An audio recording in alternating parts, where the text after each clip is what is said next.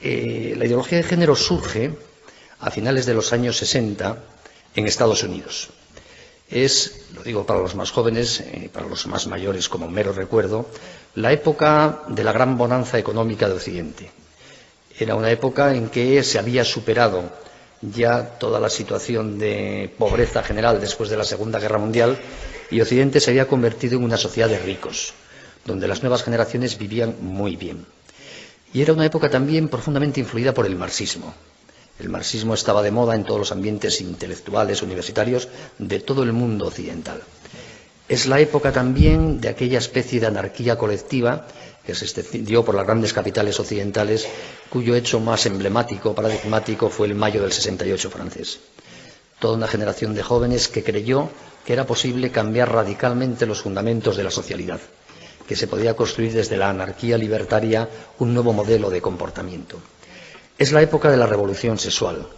Justo en aquel año, en el 68, se acababa de comercializar por primera vez la píldora anticonceptiva y parecía que se abría con ella otro horizonte en materia de sexualidad.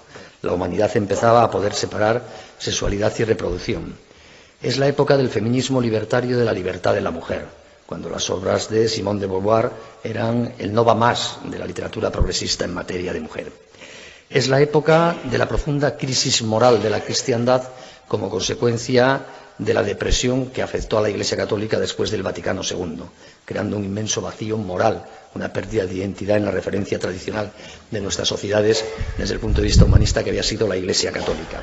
Es una época muy singular, en la cual hay una influencia filosófica antihumanista, el marxismo, hay una banalización profunda de la sexualidad, hay un ambiente de cambio posible de todo. Pues en esa época una serie de feministas muy radicales, formadas, aunque originariamente son todas estadounidenses, formadas en la Universidad Alemana, tanto muy influidas de marxismo y de estructuralismo, empiezan a hablar de la sexualidad de una manera que no se había hablado hasta entonces nunca.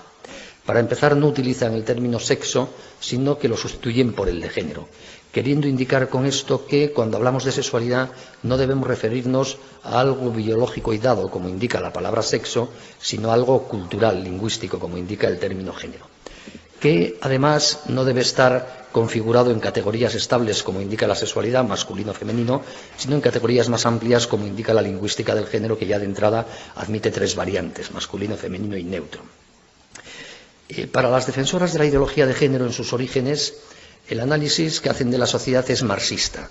Al igual que Marx, que estaba profundamente de moda intelectualmente, recuerdo, en aquellos años, creía haber identificado como la causa profunda de todos los males e injusticias de la historia de la humanidad la lucha de clases entre ricos y pobres, entre burgueses y proletarios.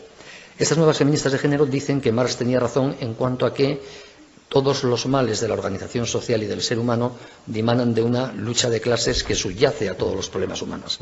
Pero dicen que Marx se equivocó al identificar esas clases, que hay unas clases más profundas, más radicales, que subyacen al planteamiento puramente económico de Marx de ricos y pobres, que la verdadera lucha de clases que llena de injusticia toda la historia de la humanidad es la lucha de clases entre la clase opresora, el varón, y la clase oprimida, la mujer.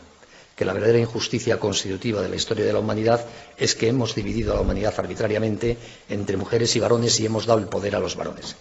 Llega a afirmar alguna de ellas que la mujer es un invento del varón para esclavizar a su servicio a la mitad de las mujeres.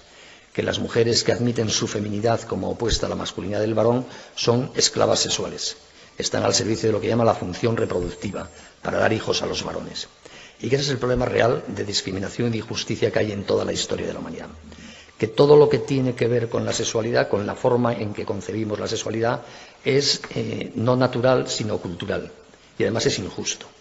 Que no hay en materia de sexualidad nada que sea natural. Más allá de la obviedad morfológica de los cuerpos genitalmente masculinos o femeninos, todo lo que asociamos a ese dato biológico es una construcción cultural opresora. Es la expresión máxima del machismo represor de la mujer. El matrimonio es una institución opresora inventada por el varón para esclavizar a la mujer a su servicio, para que tenga hijos para él. La concepción de lo sexual como algo dado en lo cual hay criterios, donde se distingue entre lo bueno y lo malo, es una concepción opresora de la mujer que pretende feminizar su estructura vital de manera definitiva para que esté al servicio del varón. Que tener hijos esclaviza a la mujer, porque la convierte en una esclava del varón que la ha dejado embarazada.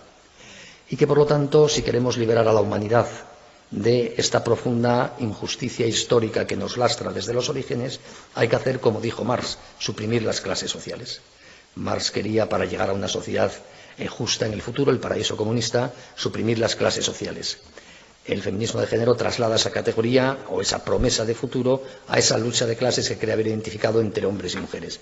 Y preconiza, y aquí empieza la agenda política de esta forma de entender las cosas, que para conseguir una sociedad justa hay que suprimir al hombre y a la mujer. Hay que suprimir las dos clases sociales en conflicto. Hay que suprimir esas estructuras de poder introducidas por el varón en lo más cotidiano de nuestra vida, como son el matrimonio y la maternidad. Solo así conseguiremos la verdadera liberación. Por lo tanto, la ideología de género preconiza, como idea fundamental de su filosofía política, una sociedad que ya no se articula alrededor de la dualidad hombre-mujer, sino que se organiza alrededor de lo que llaman la diversidad afectivo-sexual, donde ya no haya hombres y mujeres, sino plurales orientaciones afectivo-sexuales, donde no haya hombres o mujeres, sino homosexuales, heterosexuales, bisexuales, transexuales y lo que la imaginación dé de sí. Y donde no haya ninguna discriminación ni juicio de disparidad entre la valoración que se hace de unas u otras de estas orientaciones afectivo-sexuales. Estoy utilizando ahora toda la terminología propia de la ideología de género.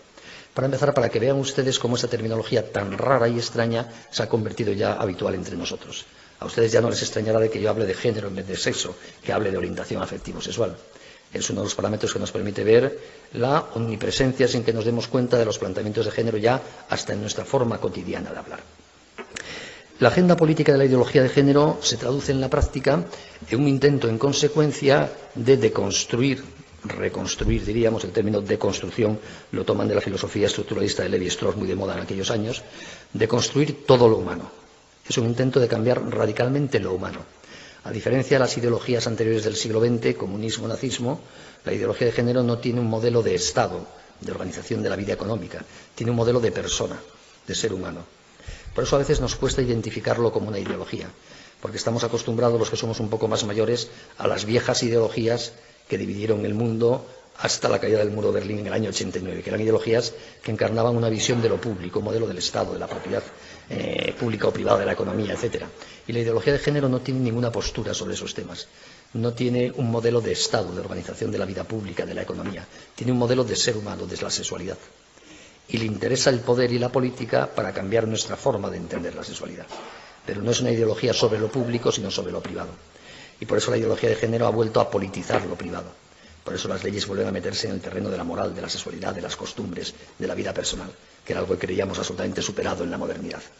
Pues bien, la agenda política de la ideología de género quiere, como les decía, reconstruir todo el lenguaje, la moral, las costumbres sociales, las instituciones y las leyes hasta ahora asociadas a la dualidad hombre-mujer, para sustituirla por esa pluralidad o diversidad afectivo-sexual que preconiza es lo que nos liberará. Por la visión que tiene de la relación hombre-mujer como esclavista, la ideología de género está profundamente impregnada de fobia a la maternidad y al matrimonio, porque concibe el matrimonio como una institución de poder del varón sobre la mujer. De ahí viene lo de violencia de género. Lo que llaman violencia de género es, en el esquema conceptual de la ideología de género, la violencia que genera una estructura opresora como es el matrimonio. Y por eso quieren hablar de violencia de género y no les vale violencia doméstica o en el hogar, a pesar del hecho evidente que en el hogar puede haber violencia entre un abuelo y un nieto, pero solo quieren hablar de violencia de género porque lo asocian a la categoría ideológica de que el hogar, el matrimonio, es una estructura de poder que genera violencia, conflicto necesariamente. Por eso hay fobia al matrimonio y hay fobia a la maternidad. Y por eso, en el contexto cultural de la ideología de género, un poco más adelante, cuando fue técnicamente posible, se han exaltado muy seriamente las tecnologías de reproducción asistida, porque en el planteamiento ideológico de género, si algún día las mujeres pudiesen verse liberadas del hecho de parir, ya llegaríamos a la liberación perfecta. El varón no tendría ningún poder sobre ellas. Y por eso, en el fondo, la maternidad la ven como algo malo, algo que limita la libertad sexual de la mujer, su capacidad de orientarse sexualmente. Por eso la fobia a la maternidad y la fobia al matrimonio impregnan todos los planteamientos políticos de género. Todo esto que les he contado puede parecerles a ustedes terriblemente abstracto y real, porque lo es. La ideología de género, como todas las ideologías, no tiene ningún fundamento en la realidad de las cosas, como no lo tenía el marxismo o el nazismo. se basa en un profundo error sobre cómo son de verdad las cosas. El ser humano no es como dice la ideología de género. Pero las ideologías en el siglo XX nos han demostrado que fácilmente ante el vacío moral y religioso se convierte en una verdadera fe por la que la gente es capaz de matar, de dar la vida. Eso pasó con el marxismo. Cuánta gente bien intencionada en el siglo XX dio su vida con espíritu de generosidad por implantar el comunismo en la tierra. Provocaron un inmenso mal, decenas y decenas de millones de muertos, pero se hizo con la ilusión de liberar al ser humano. Por eso mismo está pasando en nuestros días con la ideología de género. Alguna gente se ascribe a ella y se cree de verdad que puede ser liberadora. Eso es bueno tenerlo en cuenta. Cuando uno se enfrenta a los elementos de la ideología de género, no está enfrentándose a gente necesariamente retorcida y mala que quiere engañar por no sé qué. Hay gente muy convencida de que estos son los parámetros que nos pueden ayudar a crear una sociedad más libre, feliz y justa. A pesar de este carácter doctrinario y abstracto, como todas las ideologías, cuando se concreta en una agenda política, podemos verla ya muy cercana a nosotros. Esto es lo que nos ha pasado en España en concreto durante los 8 años de mayoría parlamentaria del gobierno de José Luis Rodríguez Zapatero, en que hemos visto una plasmación muy concreta, muy radical, muy sistemática y en muy poco tiempo de la agenda política de la ideología de género en un país.